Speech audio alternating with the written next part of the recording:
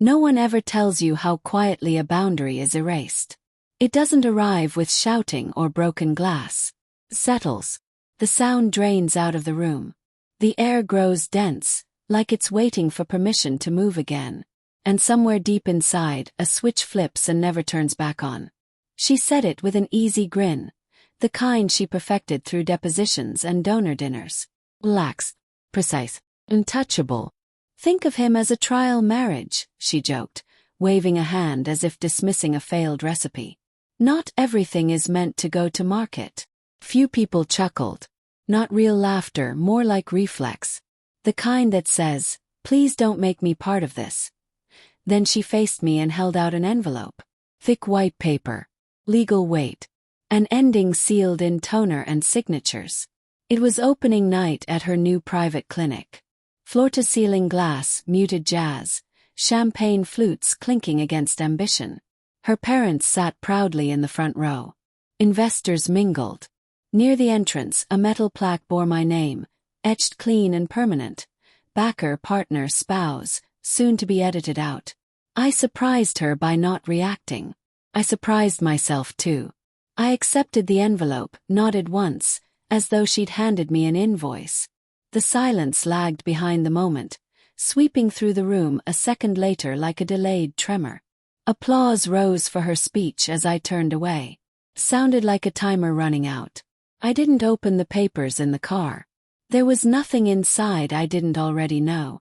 The marriage had ended long before that night. Not because of the other man, though I'd suspected him, but because respect had quietly packed its bags and left. Affection can survive mistakes. Doesn't survive disdain. The building she'd unveiled glowed like a shrine to progress. Polished stone floors. Lighting calibrated to inspire trust. The scent of disinfectant braided with expensive wine. Her colleagues clustered behind her, loyal for now. A man I'd never met rested his hand on her lower back, familiar in a way that told me everything I needed to know. I noticed every detail. I always had. That habit built my businesses. It also built her future. Quietly, invisibly. Tonight I was excess inventory.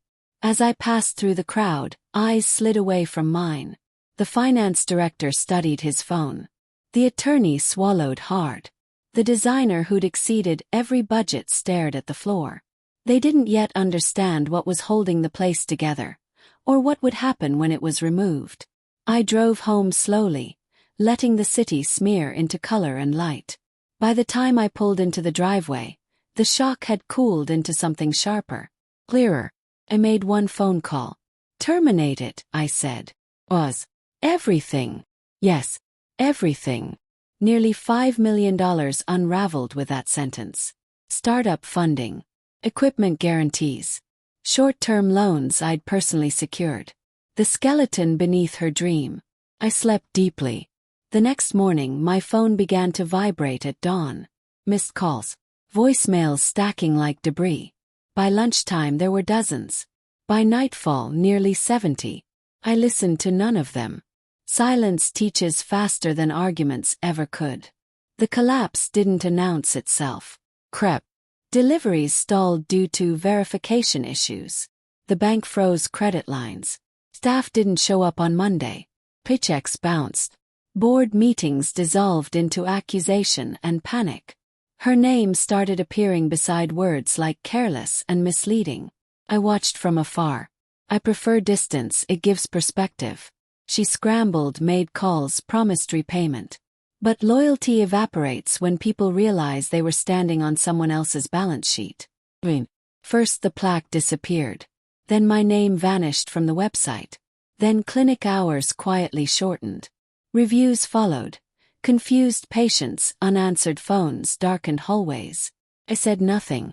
Gravity was doing the work for me. 3 weeks later someone knocked on my door. Softly, carefully, as if hoping the house might pretend to be empty. She stood there stripped of polish. No makeup. Hair pulled back without thought. The confidence gone, leaving only nerves. The man from opening night was absent. So were the allies. "Can we talk?" she asked. I stepped aside. Real power doesn't block the doorway. She moved through the house like a guest who'd overstayed once already. Sat rigidly on the edge of the couch, hands trembling. "I didn't think you'd do this," she murmured. I poured a drink for myself. Didn't offer her one. "You miscalculated." Her eyes filled, first controlled then breaking loose. "You destroyed me." I finally looked at her. "No," I said evenly. "I stopped protecting you." The quiet pressed in again. "You humiliated me," she said. "You made me look small." I smiled once. "You managed that on your own. I just removed the supports." She pulled the envelope from her bag, frantic. "I'll tear it up. We can fix this. Start over." I didn't reach for it. "There was a moment," I said, "when you could have apologized privately. You chose a stage instead." She nodded, tears falling freely now. "You wanted to feel untouchable," I continued. "So I gave you the experience. Open the door." She looked confused, then defeated. "I loved you," she said quietly. "I know," I replied.